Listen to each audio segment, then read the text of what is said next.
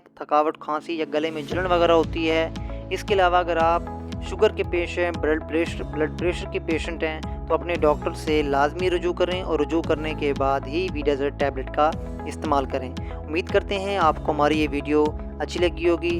अगर वीडियो अच्छी लगी हो तो चैनल को लाजमी सब्सक्राइब करें। मिलते हैं आपसे नेक्स्ट वीडियो में, तब तक के लिए इजाज़त दीजिए। अल्लाह हाफिज़।